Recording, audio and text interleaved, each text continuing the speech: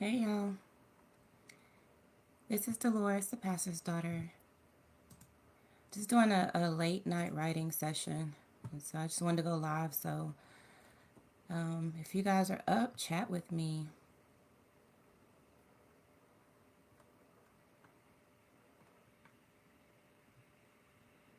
Let me see, I got a little poll out here.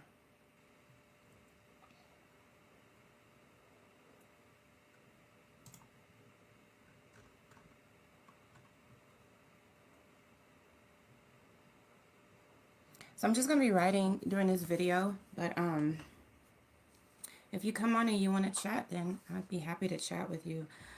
Otherwise, I'll probably just be just periodically talking throughout this video. Yeah, usually when I do some late night writing, I just turn on some like just real relaxing music, or sometimes it could be like some Afrobeats music. It just depends on the mood, you know. Just depends on the vibe that I'm trying to get, I guess. And then if I'm sleepy or not, like if I'm sleepy but trying to do like a late night writing session, then I probably try to, you know, I usually just turn on some upbeat music to you know, just kind of get my juices flowing, I guess. Anyway, what y'all doing tonight? How y'all doing?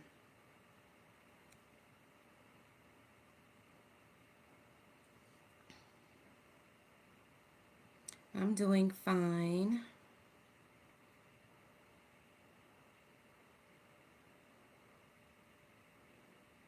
So I think today I'm gonna put on some what is this, like some, it's called Tibetan music. It's healing and relaxing music.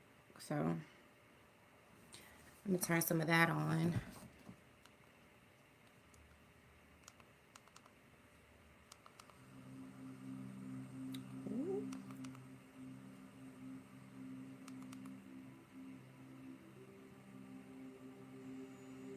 This isn't gonna make me sleepy, right?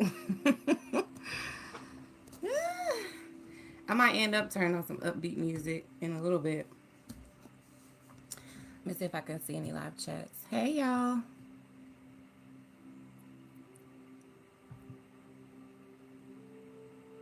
You up? Tell me what you doing up this late. Where I am is 2:41 a.m. in Alabama.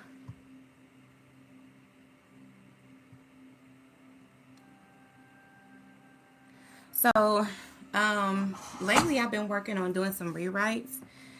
I've been writing a book about my life as a daughter of a narcissistic pastor. And I've been having a lot of writing breakthroughs here lately. And so, and they usually happen like right around this time, like right around like 1 o'clock in the morning to like maybe like right around 4 o'clock in the morning. It's like when I do my best writing and like my best like creative work.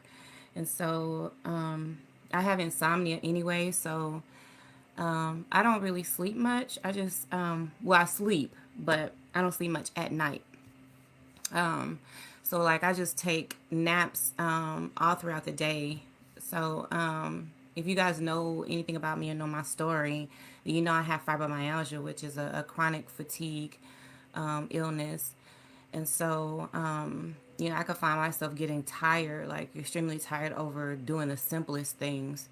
And so I just, you know, when those times come, I just listen to my body and just, you know, rest, you know. But see, the good thing about writing and going through the things that I am going through is that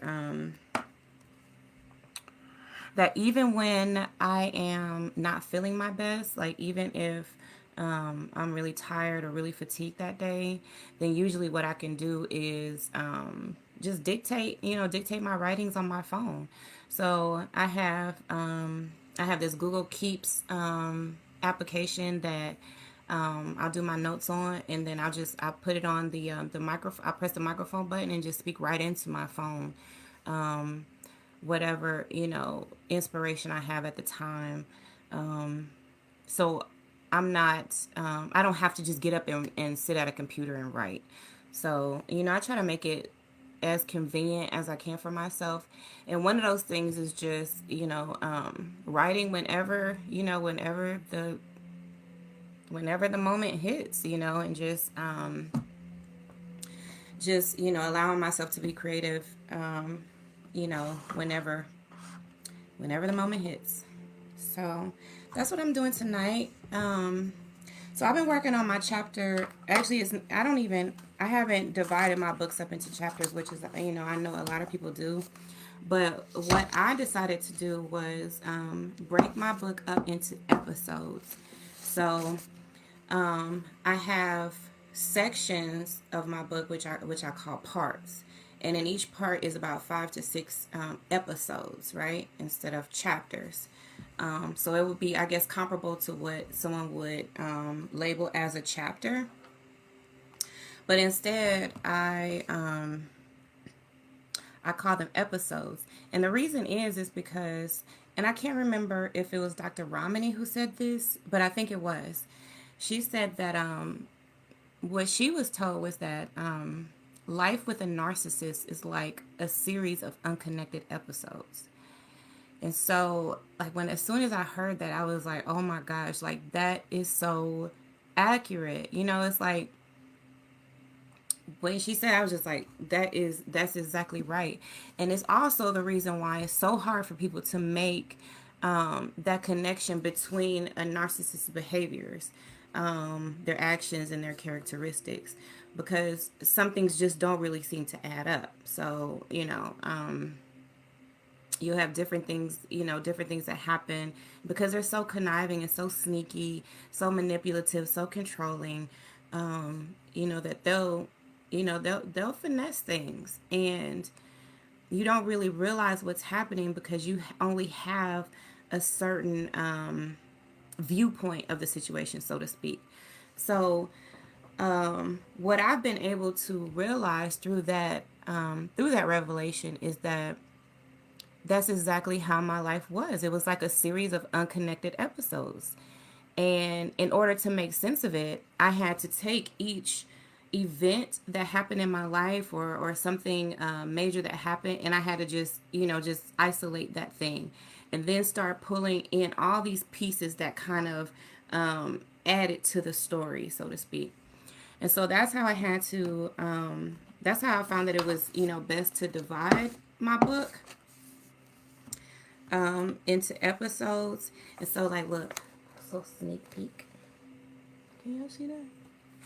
This is episode 1. So right now I've written the book, and this is just the first part. So if y'all seeing it's like that many papers, this is just the first part. There are 5 parts to the book, and they're all broken down into episodes. So this first episode is called Dissonance. And dissonance is when you have basically 2 conflicting beliefs, right? And so what happens is these things conflict, and in your mind, you try to make sense of it. So sometimes you'll, in order to make sense of what's of your competing beliefs, you might rationalize it, you may deny it, you may just turn a blind eye to it. I mean, it's just so many different maladaptive ways that people deal with dissonance, until they actually, just really sit down and flesh out those things in their mind that don't quite make sense. And so the reason I thought that dissonance would be the perfect chapter to start with is because there was a lot of things with my father that just didn't make sense. It was like, one minute he's talking about building and, building the church and having lots of members and doing that whole thing. But then the next minute he's sabotaging and, he's coming against the members, or he's talking behind the members' back, or he's sabotaging different programs. It just didn't seem to add up. Then, he expressed a desire to want to be a bishop. But then he wouldn't allow anyone to actually take any leadership roles. So it was like little things like that that was just, it just wasn't adding up. And so, those are like pretty much like, I don't know, they're not simple things, but they're somewhat simple things when you think about the grand scheme of life with a narcissist, like the whole picture of life with a narcissist. It's a lot of things that just don't add up. And being in a state of mental dissonance is very common. Unless you know what I'm saying, unless you just completely turn a blind eye to the things that a narcissist does. I mean, there's just really no way. You're in a state of dissonance. You're in a state of like these things don't add up. And so that's why, I thought that this first chapter just, just spoke volumes. This first episode spoke volumes, and, just naming it this way. And I just start off right away, telling the reader about the conflicts that I endured from my very first memory, very first encounter with dealing with my father's rage and stuff like that. So that's how I start the book. So I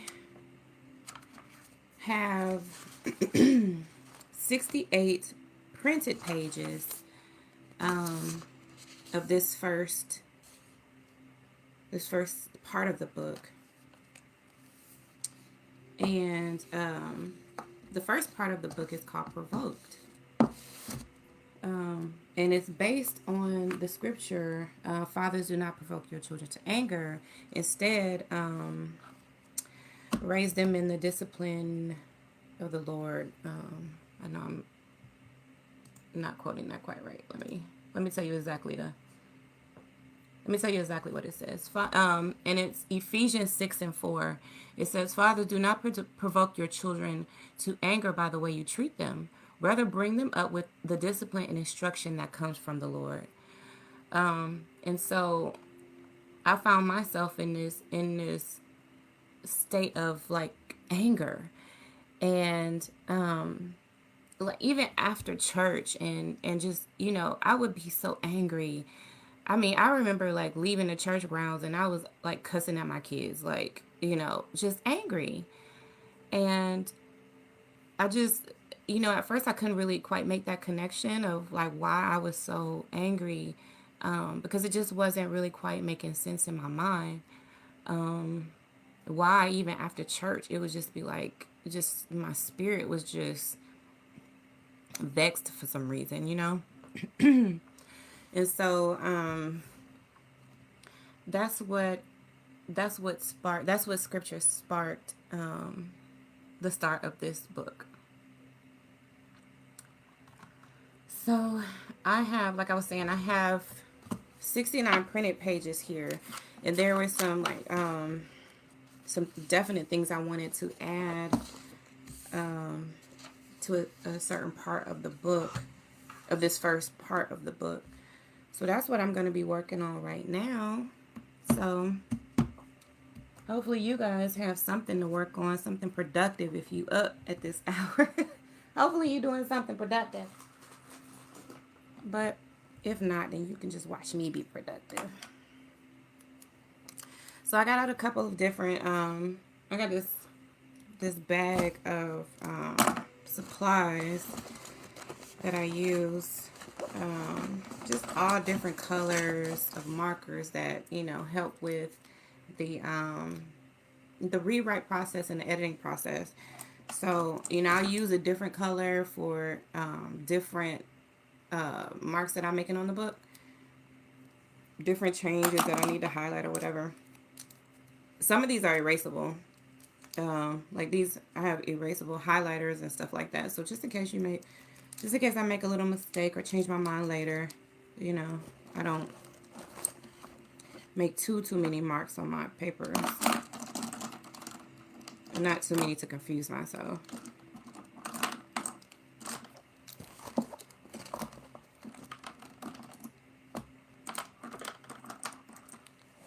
I had posted a poll on here. Hey y'all. Doing a late night writing session.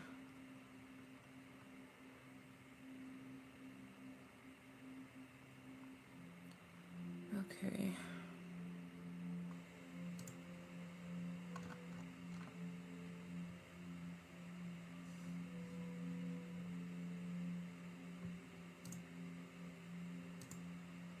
I didn't even tell y'all.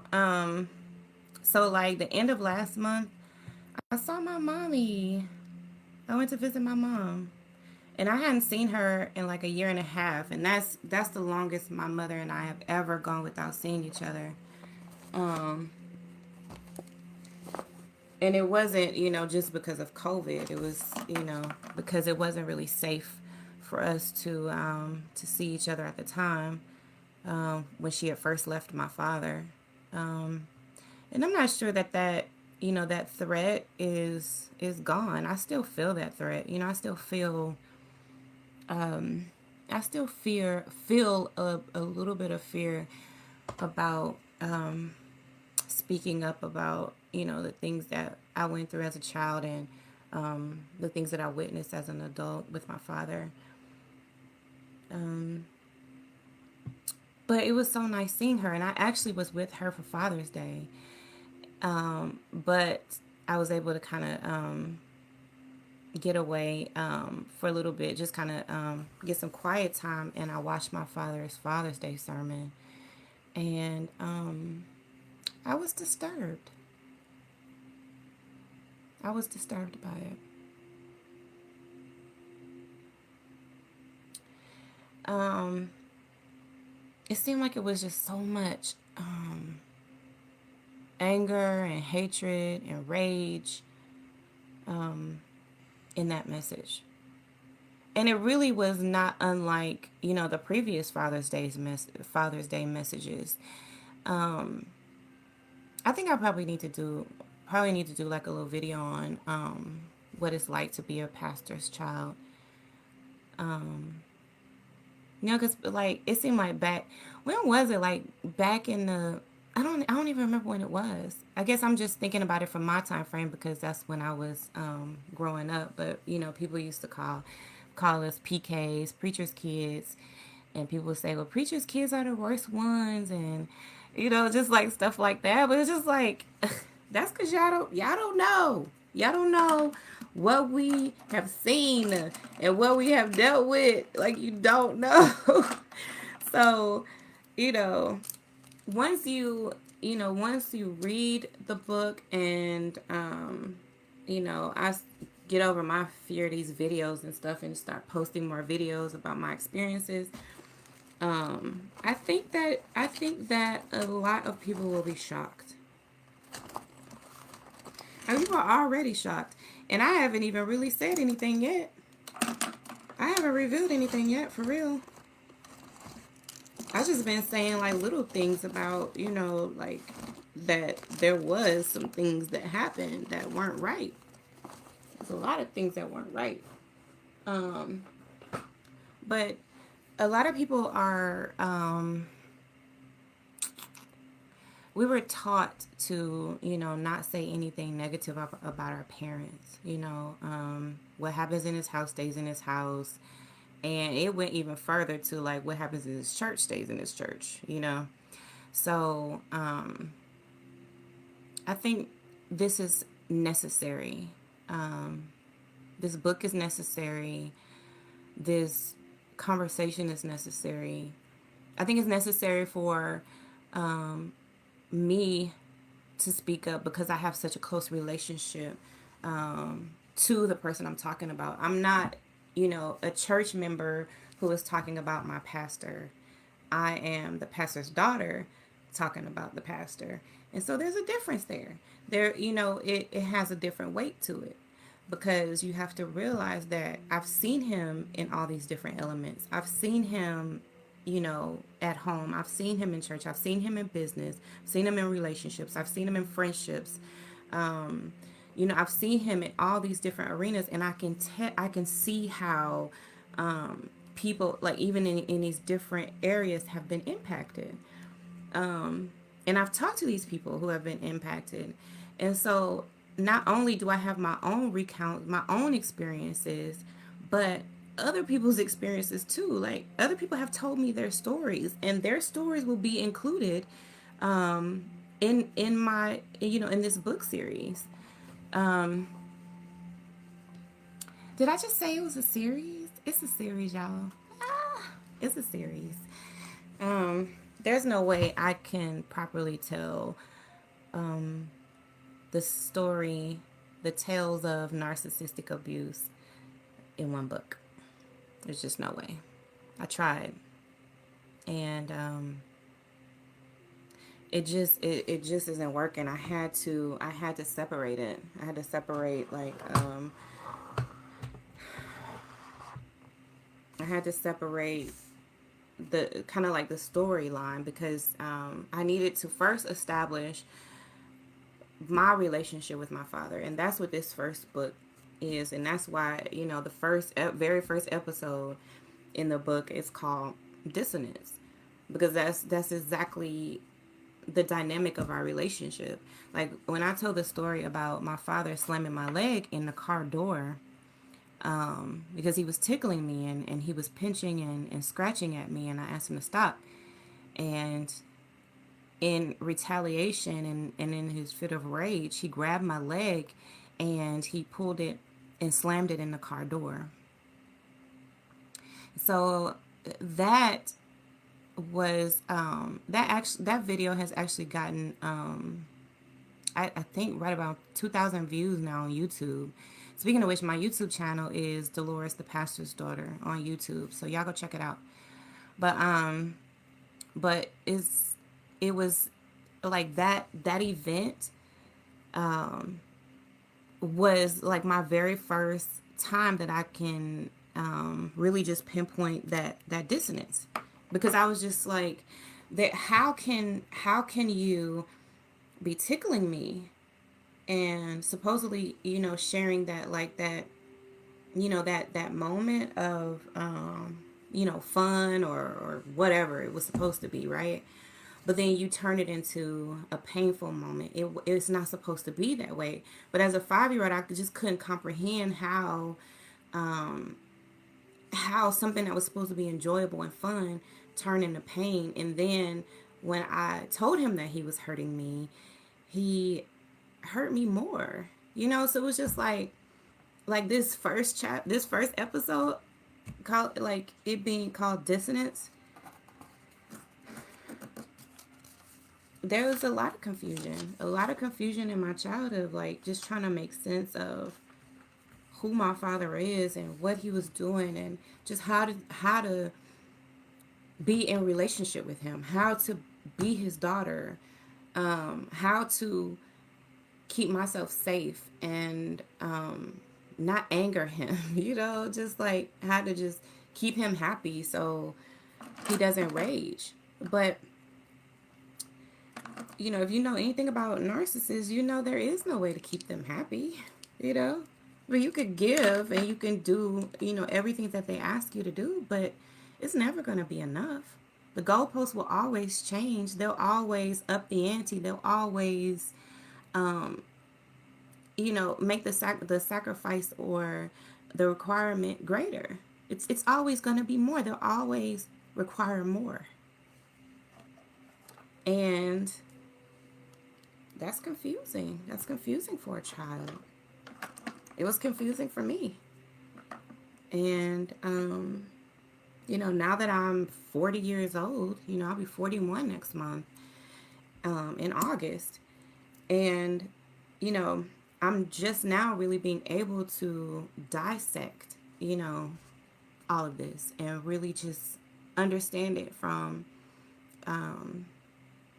not only from, a daughter's perspective, but, as a woman, as a church member, as, just in different roles, just trying to understand everything that happened. But now I'm at a place where I can understand it, put it on paper, and try to make it make sense for the world. And that's my mission now, you know, is to make it make sense. Um, and once I believe once it makes sense, then we can really just move forward into um, changing things, you know, moving a little differently, um, learning to navigate these relationships with narcissists and difficult people and toxic people. Um, Aligning our beliefs, our faith with what we know to be true, what we know in our spirit, what what God has given us the wisdom and knowledge and discernment um, to be able to identify. And once we can do that, you know, then we can move forward into some healing and to some real forgiveness and, you know, be better. So, anyway, now I've been talking for 26 minutes. Now I got to get to writing. Okay. But if you're watching, and you're welcome to chime in at any time. Distractions are fine by me.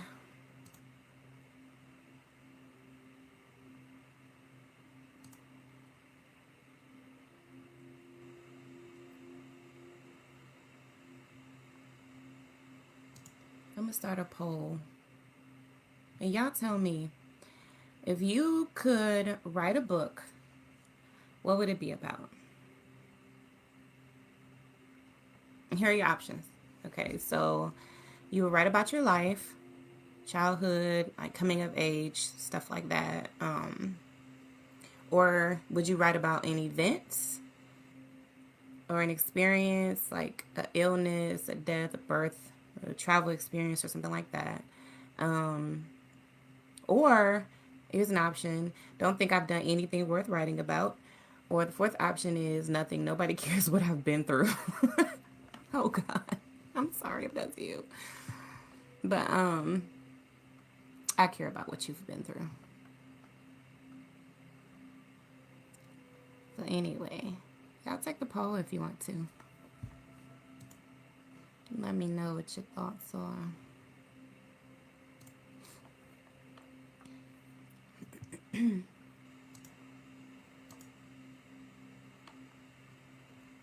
My computer is giving me like this warning that the streaming rate is low.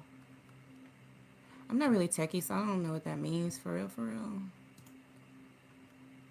But y'all let me know if you're having any issues viewing this.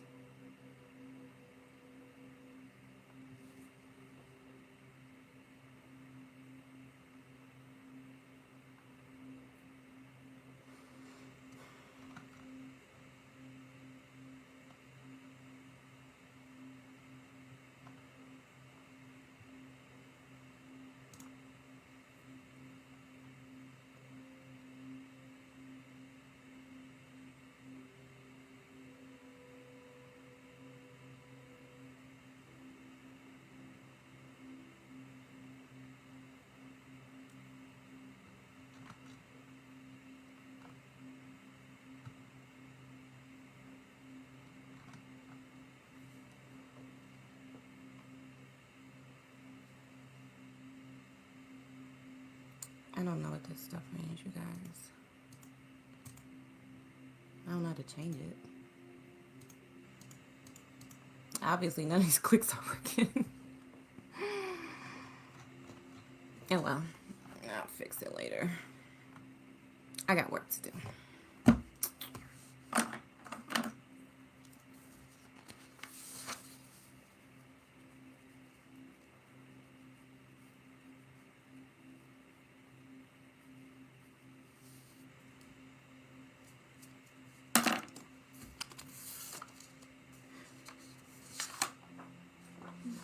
I'm already yawning, y'all.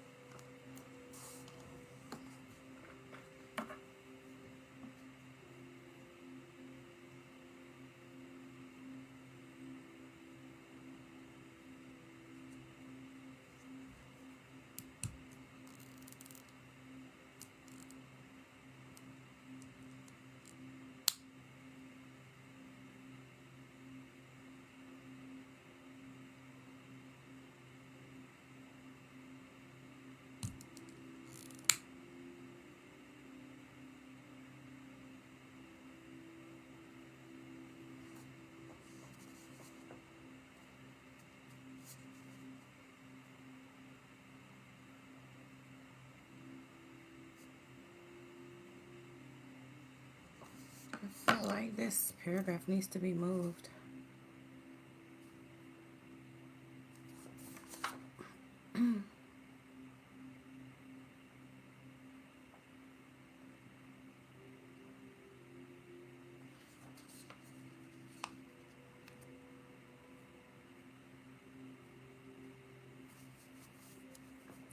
Actually, I think it's like this part of this paragraph needs to be moved.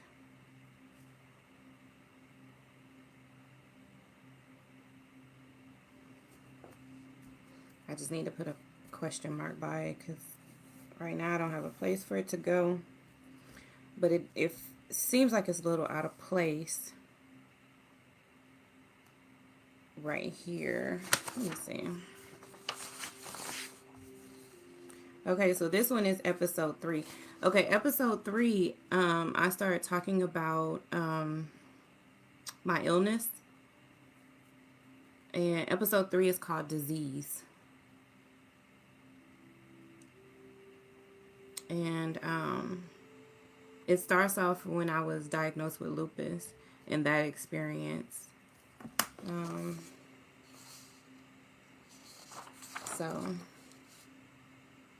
now that I'm thinking about it, I think this paragraph does fit here, but there does need to be some changes in the wording, so I just put a question mark.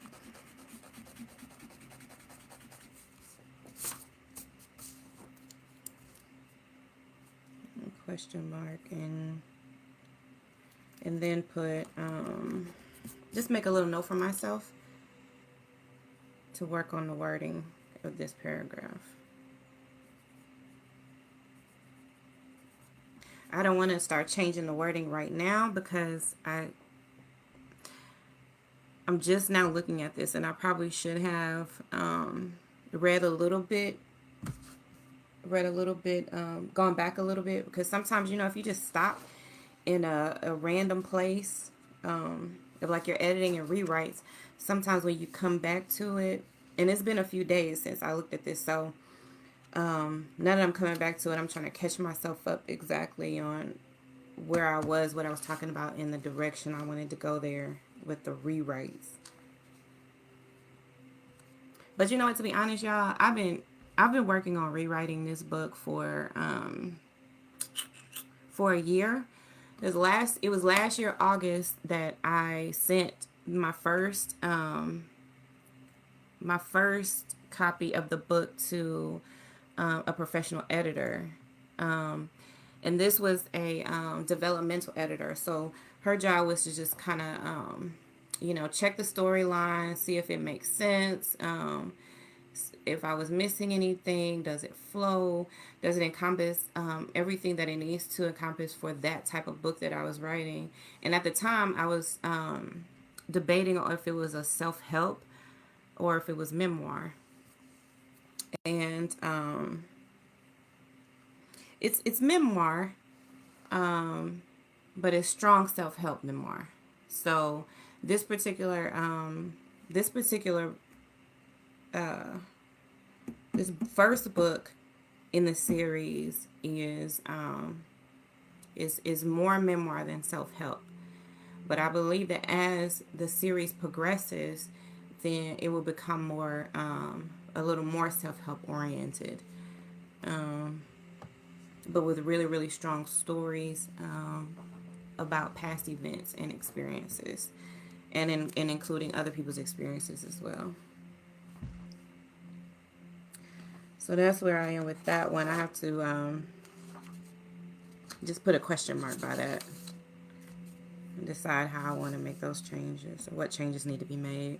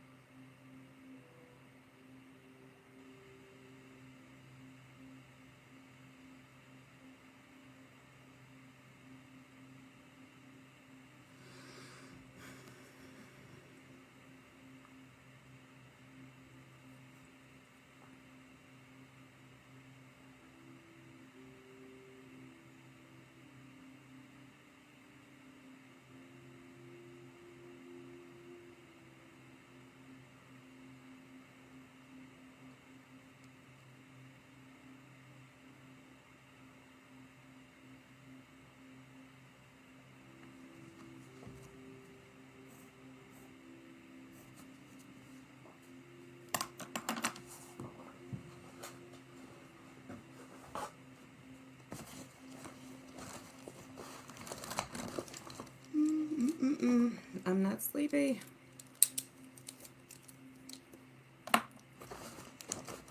If you tell yourself you're not, then maybe you won't be. I need to get out more colors, my markers, and my pens.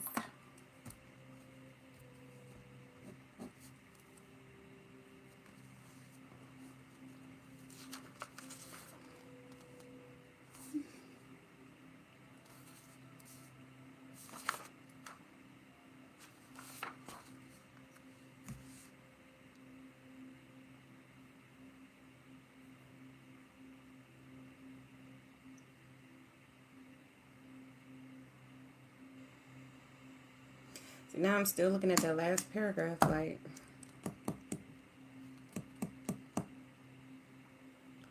see, I want to move forward, but if it's not, like, if the flow starts to get off right here, then I probably need to read this a little bit more.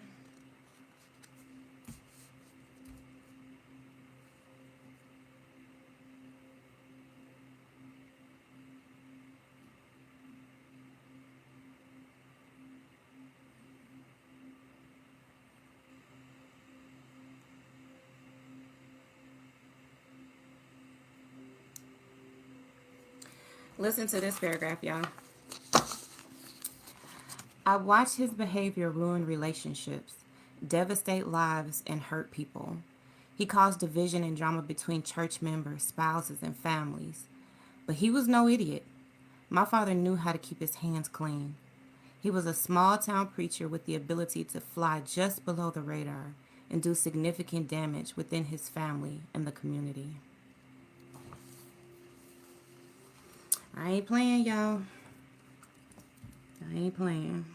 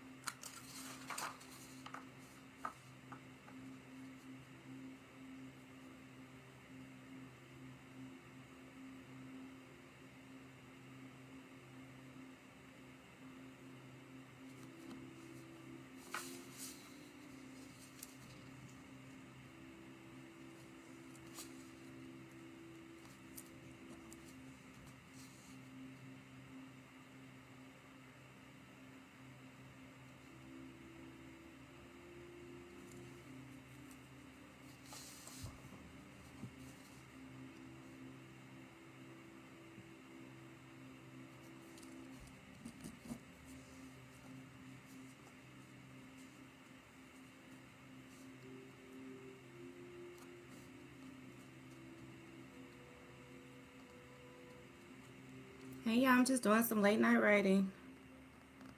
If you come in, you want to chat, you can. I don't mind being distracted.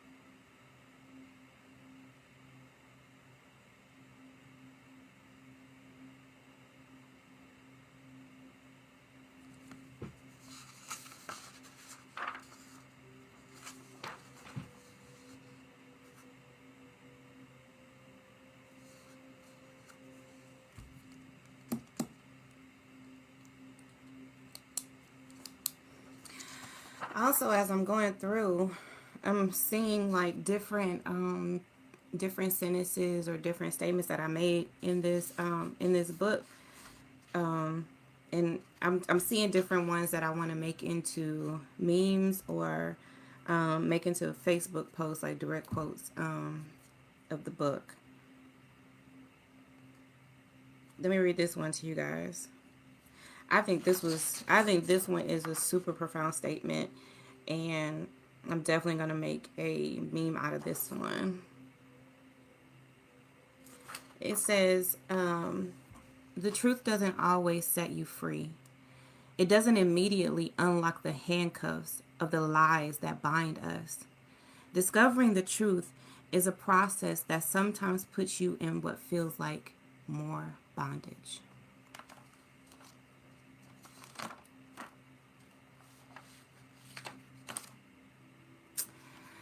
That's a little excerpt from my book.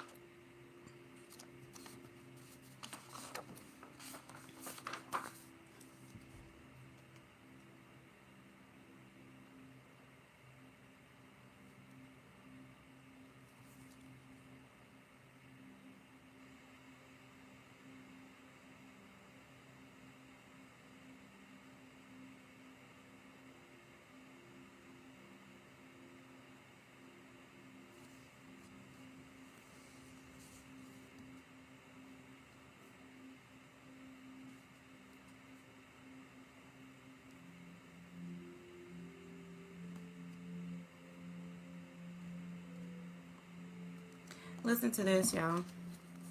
This is the direct quote from my father, and this is one of the things that he said to me when I left the church. He said, "The devil has tried to kill us all because of this gospel, because of this gospel. That is the reason why your mother got shot and all that. We have been in the church for years and years. We've been saved for years and years when your mama got shot. The devil has always tried to kill me and kill my children."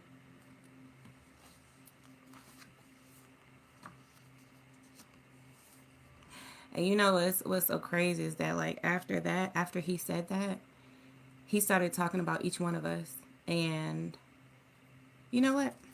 I'm just gonna read it to you. Hold on. All right, let's start over here. The devil has tried to kill us all because of this gospel. Because of this gospel. That is the reason why your mother got shot and all that. We have been in the church for years and years. We've been saved for years and years when your mama got shot. The devil has always tried to kill me and kill my children. Look at Harold Jr. He's a space cadet. Look at Doc. I'm not trying to talk about him, no. I'm not trying to talk about neither one of them. But I'm telling you, you're the you and Trey, and you know Mike is halfway saying, excuse me, is halfway saying chain smoking reefer. You know what I mean? But I don't know if he stopped or not. But I'm saying I only got two really sane children. The devil has fought this family madly, madly. And this is my response. But not my direct response to my father because I knew better than that. But this is what I wrote in the book. The devil? I'm not sure the devil is to blame here. As the saying goes, preachers' kids are the worst ones. That's because people don't know what some of us have been through, what we've witnessed, what we've heard, and what we've endured. People don't know that behind closed doors, the pastor was a terror. When he was at home, he was abusive, reclusive, uninvolved, and unloving. He would watch TV in his room for hours, only interacting when he wanted a plate, a grape soda over butter pecan ice cream, or his nightly baking soda mixture, or when he was disciplining us. That's from my book.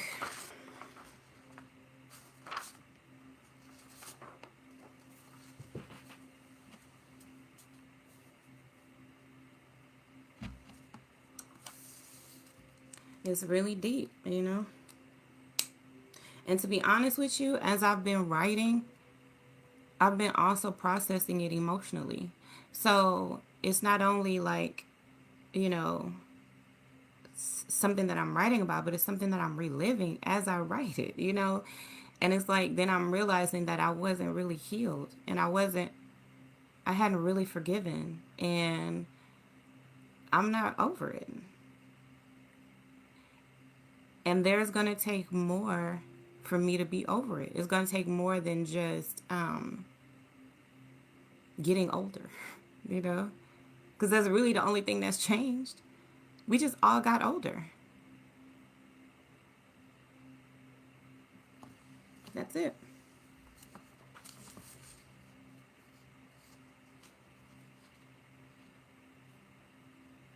But you know what? I take that back. That's been the only change with us. That's been the change with us. We got older, we got smarter, we got stronger. Our faith increased. We found love in our lives. You know, that's what's changed. That's what's changed with me and my siblings. And not all of us are doing well. Like, you can look at me and you think, well, her father could not have been that bad because look at her. You know, if that's what he tells. Well, look at her. She has a nice house and she has a good husband. Her kids are good and she's got 2 master's degrees and she's a captain in the army and, you know, and all of this stuff. But I grew up with a lack of emotional support.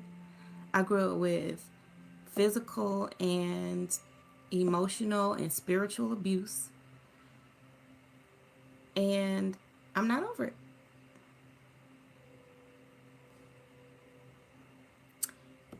And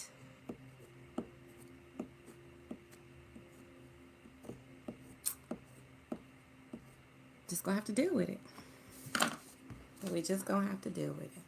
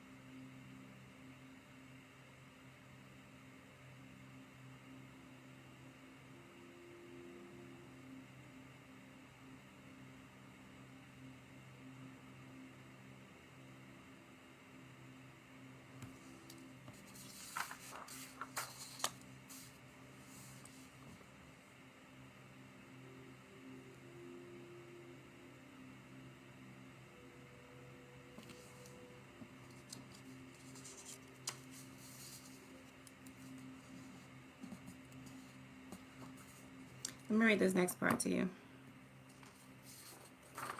There is something glamorous about the first family. Because you know, like in the church, the first family is the pastor and his family. There's something glamorous about the first family. There is a certain privilege that comes with the role. My father was attentive in front of others, acknowledging and nurturing my talents, but it was in a perverse, calculated, and self-serving way. He didn't show genuine interest in my interests, and he didn't promote what didn't benefit him. Everything he did was outside of the home and more important, demanding and more purposeful than us. He didn't view his family as his first ministry, his primary purpose, or his obligation. In fact, he viewed us as a burden, and he made that clear by how he treated us.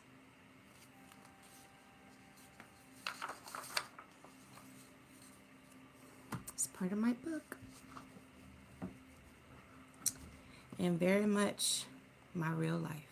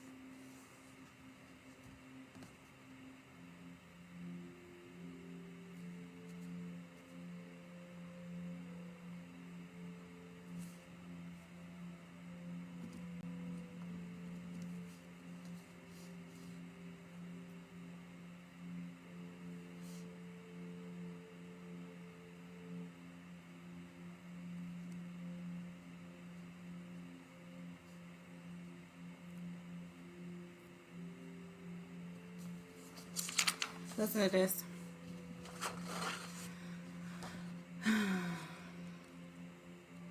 I wanted to leave quietly, not stir up commotion, and move on with my father's blessing, but his lack of self-control and anger took over. His tone was calm, but his words were aggressive, intimidating, and threatening. His reactions were exaggerated, and he felt that my leaving was a personal attack on him. He condemned me and my family, and suggested demons possessed me because he wasn't getting his way. There was no distinction. To him, leaving his church meant that I was abandoning him as my father. Cutting ties with the church is like being dead to him, but I couldn't stay. It's part of my book.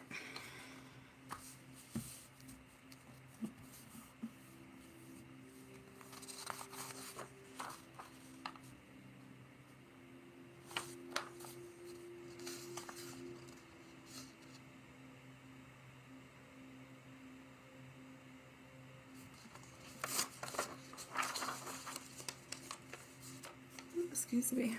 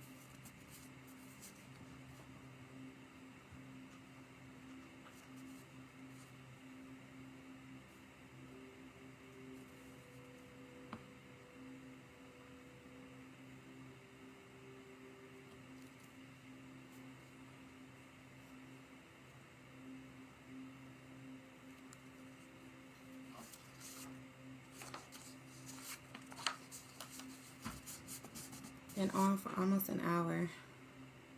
And how much actual work time have I put in though? That's the question. Listen to this, y'all. When I was a child, I would watch him in the rearview mirror of the car. He could raise his eyebrows one at a time. I used to try to raise mine like that too, but I could only lift one. Although I was afraid of my father's rage for much of my life, I wanted to understand his drives, motives, and reasoning. I wanted to understand him. I always watched him, study his actions, mannerisms, and character.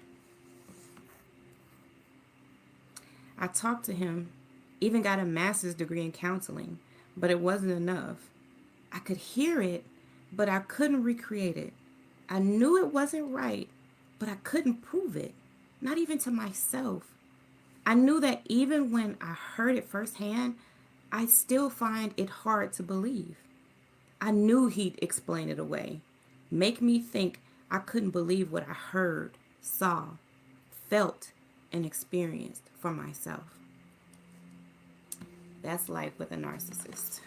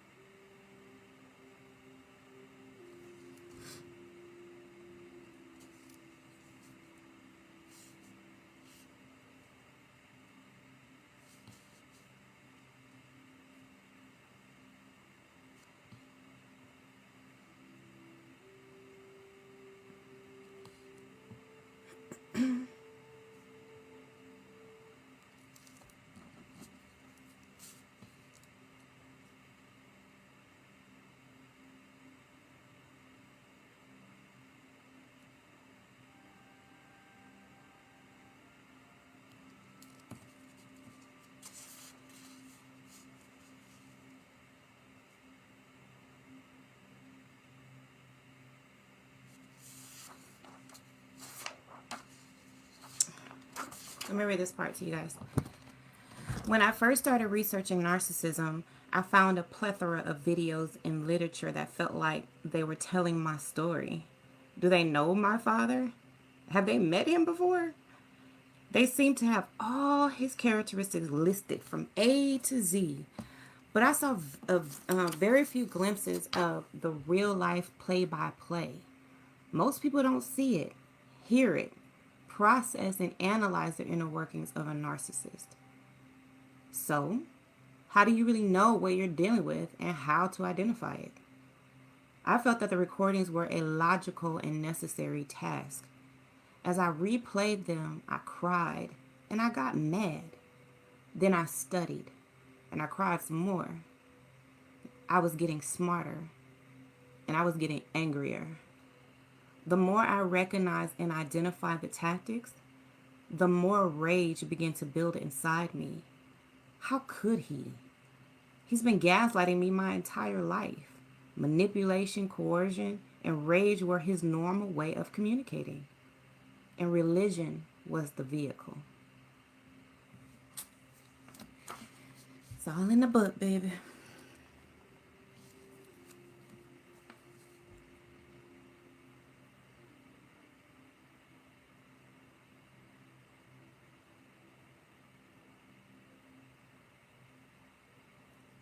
Listen to this part. I call the recordings my fly on the wall moments and a behind the scenes look at the dynamics and impact of multiple types of abuse. The complexities of this all-pervasive, all-consuming disease has resulted in mistreatment that has gone undetected for many years. For that reason, I have included near word-for-word transcription with very few edits to provide the reader with clarity and ease of reading. Also, I interjected my thoughts and the backstory as I analyzed my father's own words. The recordings enabled me to make the connection. They confirmed what I felt in my spirit, that I could have nothing more to do with my father, that there was no chance, no hope for our relationship. That's in the book, y'all. It's in the book.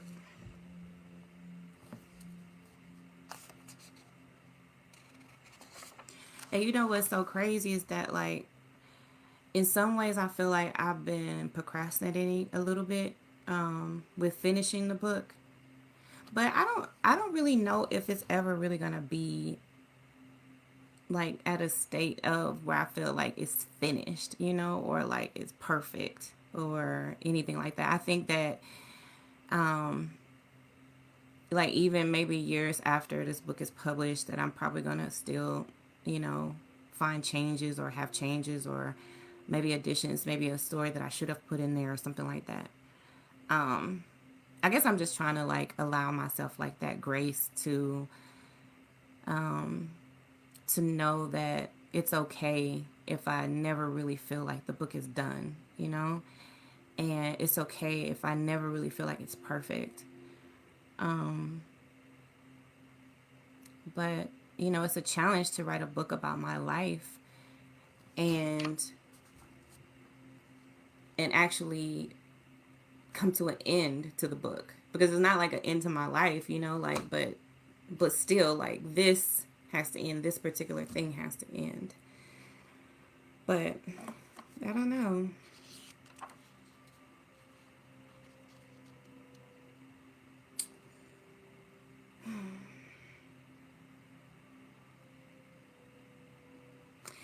Look, this part is part of the book, right? Like, I think this is partly why it's so hard for people to really understand the impacts and the devastation of narcissistic abuse on people. Listen to this. We've all engaged in manipulative and even toxic behavior to get what we want. By definition, manipulation has a negative connotation, but the average person rarely has malicious intentions. In fact, intent is the major factor that separates the sort of regular manipulation from the more sinister kind. I call them toxic tactics. Narcissists use various tactics to control you, to cause you to give in to their will. They'll redefine dialogue. In fact, they weaponize it. But Pastor's words were far more troubling and far more sinister. He tried to get me to stay by going through extremes, from flattery to fear, from praising to cursing, from proverbial ego strokes to verbal punches, from love to hate. And when all that didn't work, rage, smear campaigns, curses. Oh, yes, curses. I'll tell you about that later. It's in the book. It's in the book.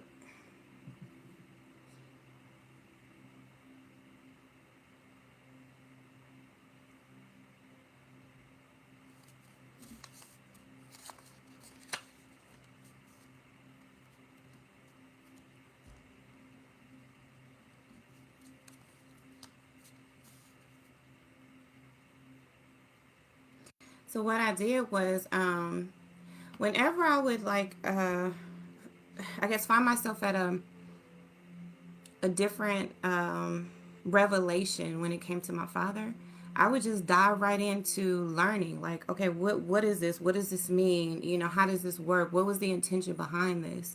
And so, as I wrote the book, I also did research. So I have I have a master's degree in counseling. I'm a nationally certified counselor, but I'm not working as a counselor. I don't actually do any counseling work.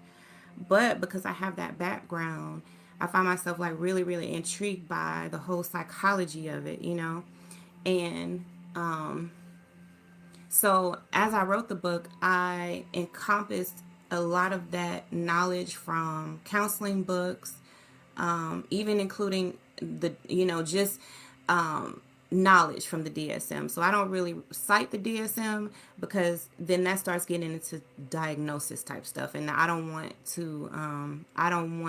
there to be any confusion that, if I'm diagnosing my father, because calling someone a narcissist is not diagnosing them. It's like calling them greedy or selfish or self-centered or grandiose, which are all characteristics of narcissism.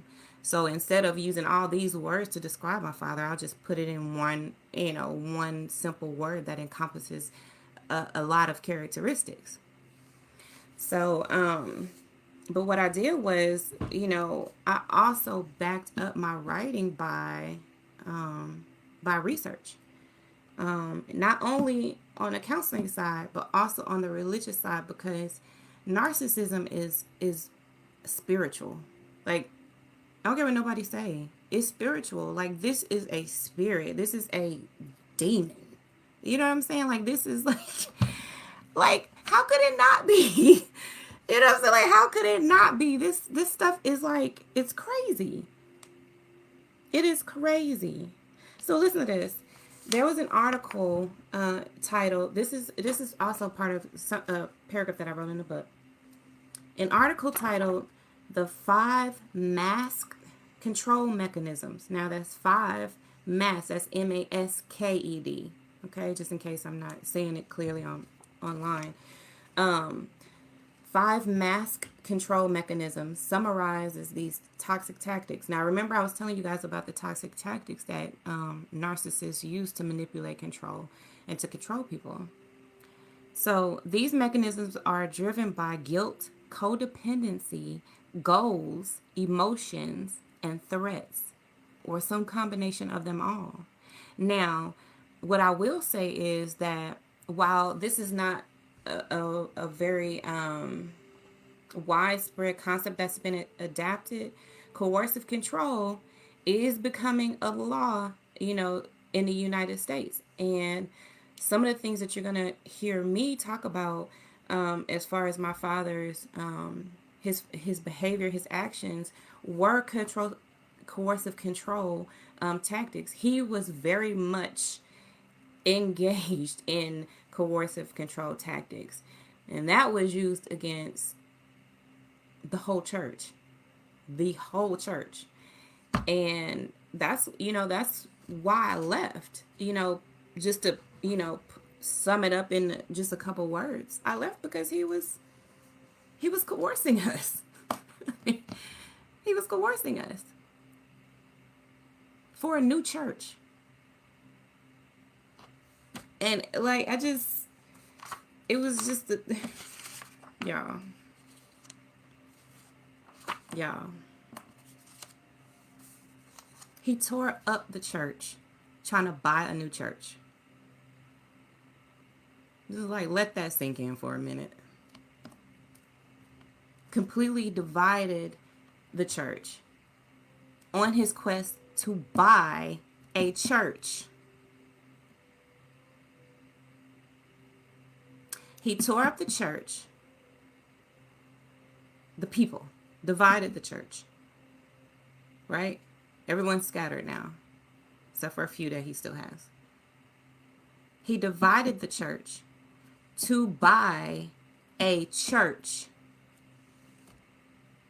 building.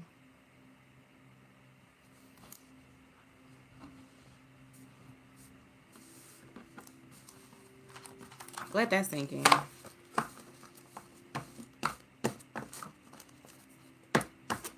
Let that sink in. Scattered the people for the building. Used, manipulated, controlled, threatened the members of the church to buy a church.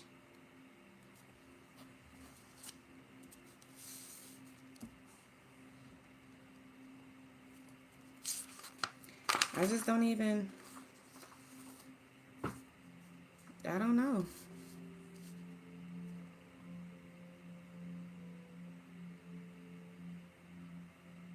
Maybe y'all think that's normal. Y'all think that's normal? Do y'all think that's right?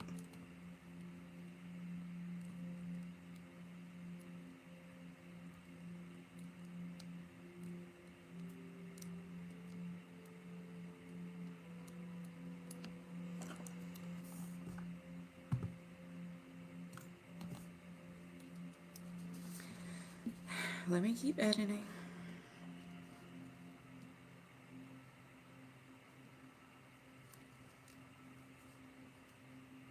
I do plan to play these recordings for you guys. I do. But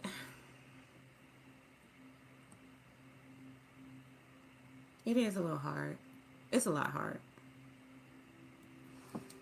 Because it's embarrassing.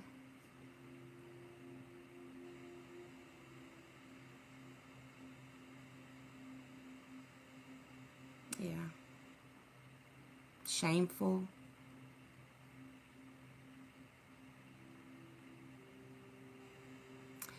And my father's still alive. And truthfully, I don't even know if it would be like best if he wasn't, like would it be easier for me to talk about these things if he wasn't alive? I don't know. I don't think it's fair for me to wait till he's dead, though, to talk about it.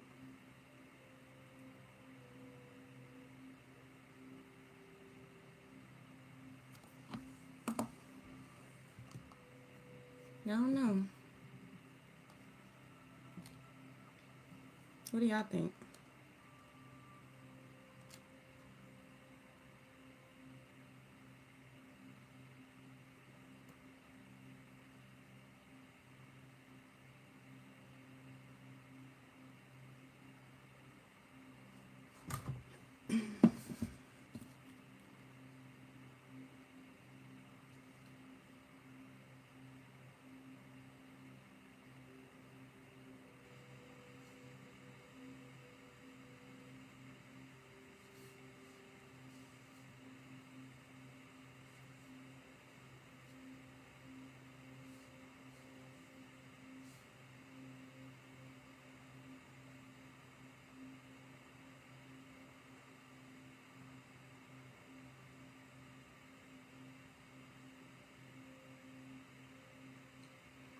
I'm checking my phone. Make sure y'all can hear me okay.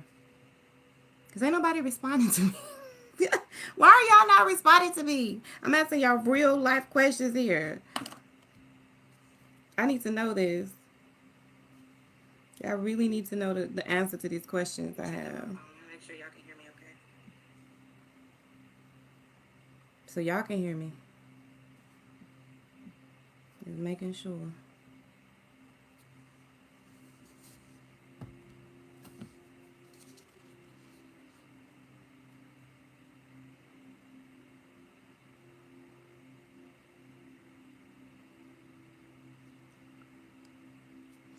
This is you know, a lot of people were asking me, well, not a lot, but a few people like church people, they say, you know, this should be done decent and in order. And then they say, well, have you talked to your father? And, you know, like, it's really up to me to tell him that he's abusive. My father is well aware that he's abusive. And I think it's wrong to tell people who have been victims of abuse to. It's wrong to continue asking. Well, did you tell them? Did you tell them that? Did you say no? Did you do this and did you do? You know, and it's just like all this burden of proof is, you know, and all this burden is on people who have been victimized, and it just seems so crazy to me. But listen to this. It's something I wrote here. How and what my father said to me shows just how much of an understanding he had of our long-standing issues. This conversation sums up the major events that led us to this point. I've studied and obsessed over his every word. I've done the research, dug deep into this, and there are things you need to know as we continue dissecting this 50-minute call.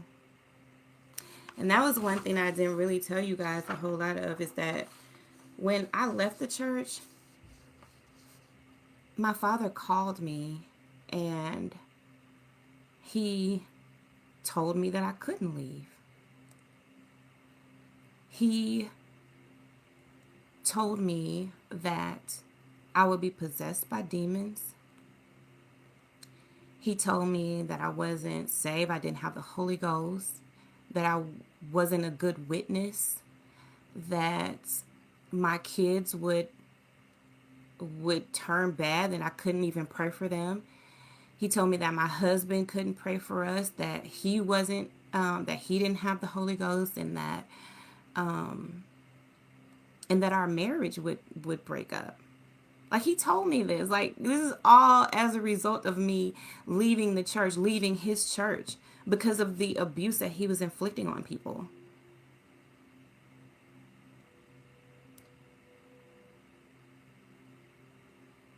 Like, he really did that.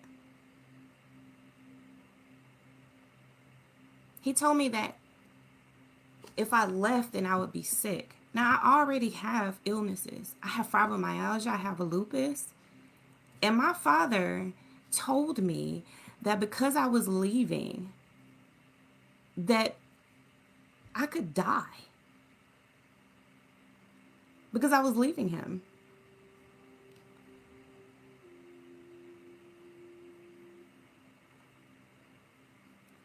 Talk about emotional blackmail, coercion, threats, blasphemy.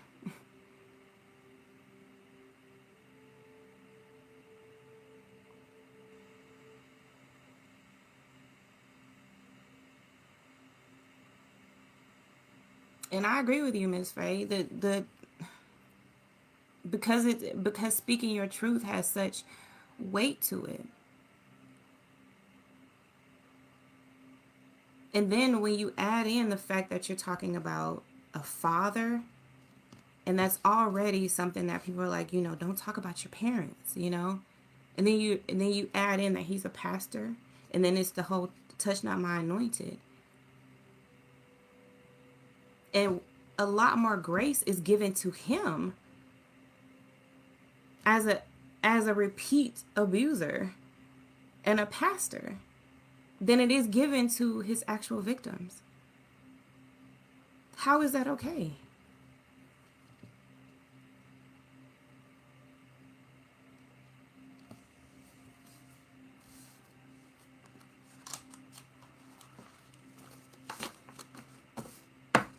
So now I am on episode 5.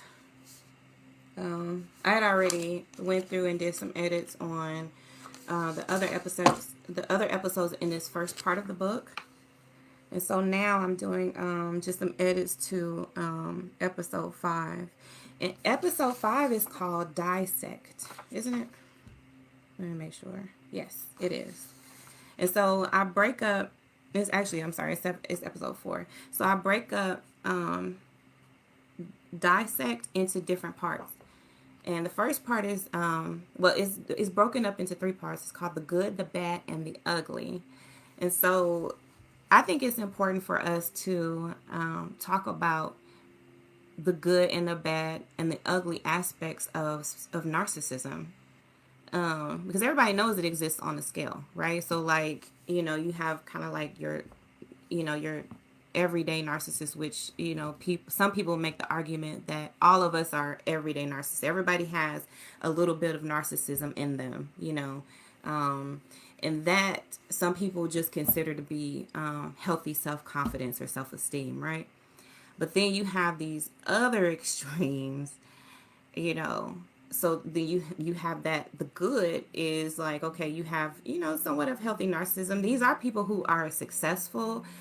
They run businesses, they have a little bit of lack of empathy, but it's in a way that the world promotes it, right? So they promote a little bit of a lack of empathy when it comes to like business in certain businesses, just in certain arenas in life, right? In certain certain arenas in life, narcissism is really promoted because those are the people who are kind of like, they go out there and get it and they don't really care.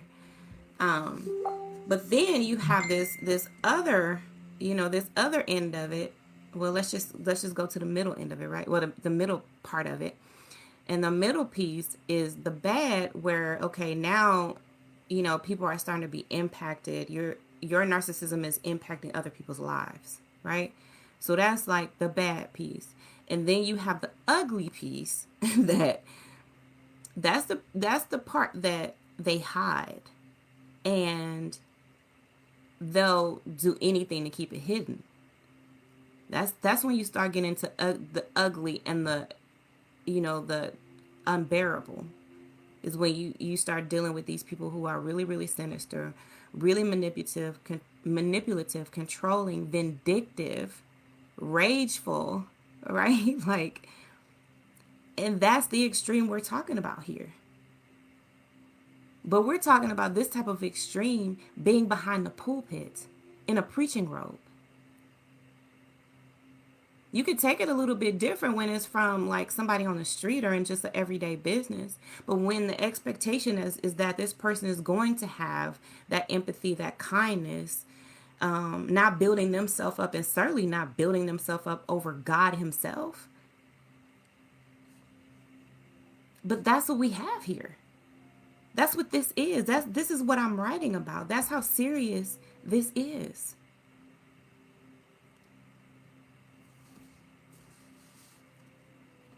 And so we talk about these control mechanisms. This is what my father was doing to me. It's like making me feel guilty, putting the whole burden of the church on me because I was leaving. That meant that I tore up the church. He accused me of tearing up the church.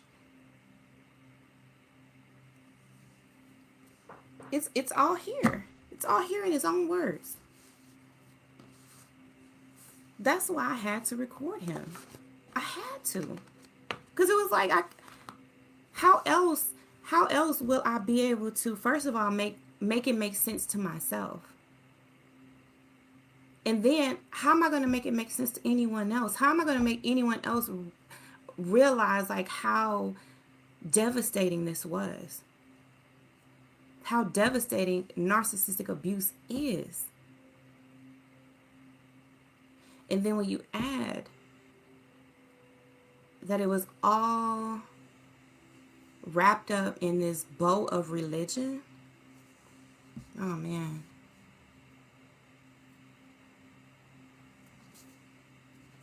Unbelievable. So I'm just going to read off, let me read off the control mechanisms to y'all, right?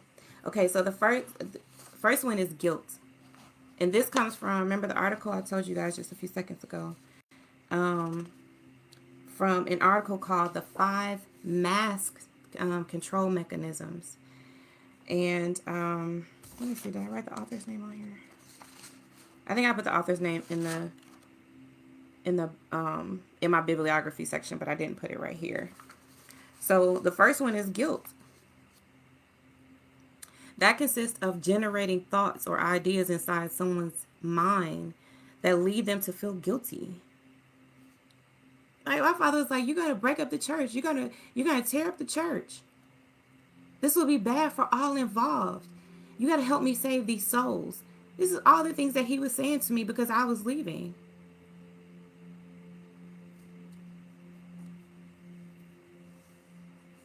But the key here is that while he's pointing out all of these reasons why, all of these reasons to keep me there, to keep me under subjection and control so that he can still do his thing, it's like,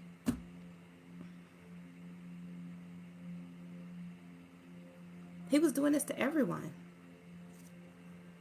He was doing this to everyone. His ministers in the church, my mother who was a co-pastor, to my husband who was the head deacon, to me who was a praise and worship leader. Then there's codependency. That's the second control mechanism. It's often confused for profound love. The key word here is need. And let me go back a little bit. I'm going to read to you some of my father's words where codependency was used.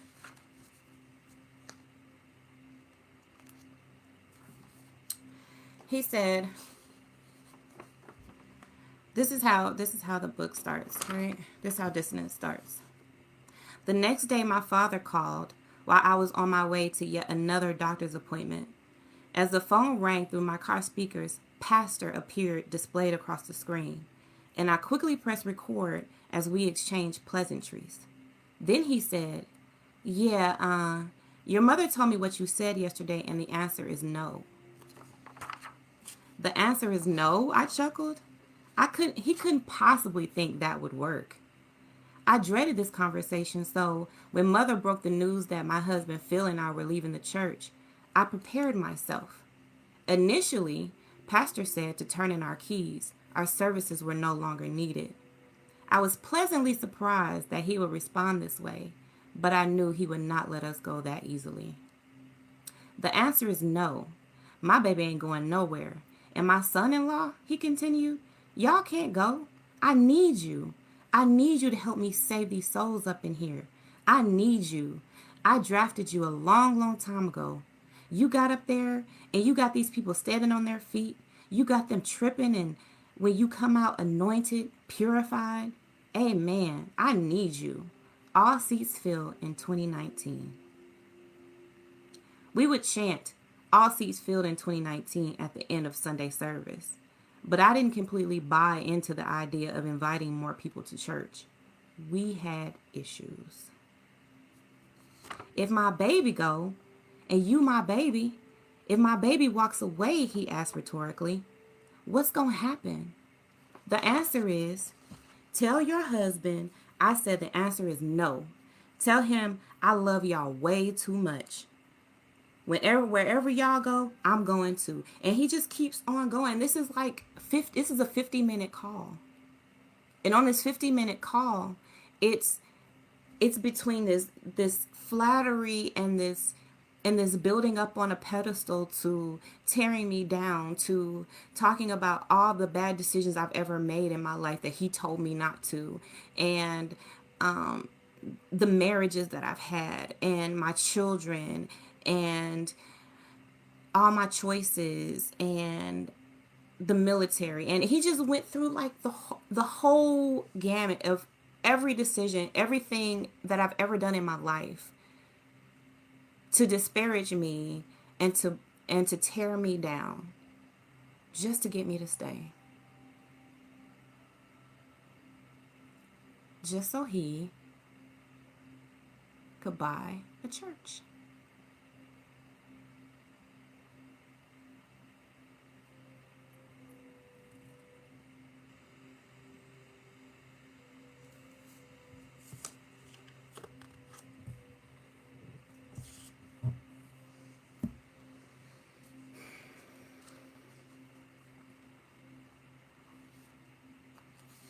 My father was concerned that my leaving would hurt his image and affect his quest to purchase another church. Why would the pastor's daughter leave her father's church? People will wonder.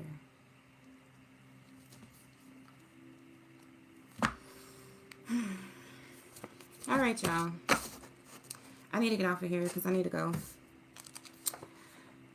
make some breakfast for my husband, as he is about to get up and prepare to go to work.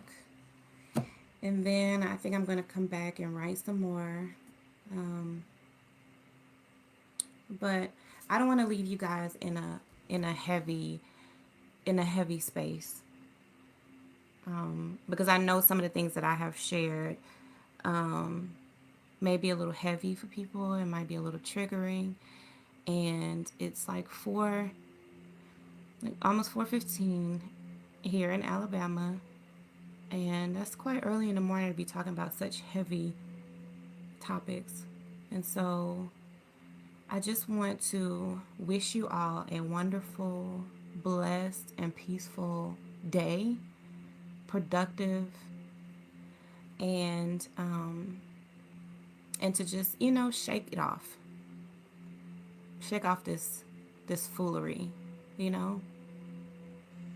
Shake off the weight that it puts on us, but not the weight of actually making a difference and that burden of making a difference for other people in the world, because I do feel that weight. I feel the weight, that burden of I have to speak up. And so if you're that person too, then carry that weight. Carry the weight of helping other people. Carry that responsibility. But don't carry guilt and shame and fear from the narcissist, from a toxic person, from someone who just ain't right. So, I love y'all. And I hope you guys have a wonderful day. And I probably should sing a little something to y'all, huh? Even though my voice is probably going to be a little froggish again. Okay, so I'll sing a little something. You are important to me. I need you to survive. All right, y'all. I love y'all. Bye-bye for now.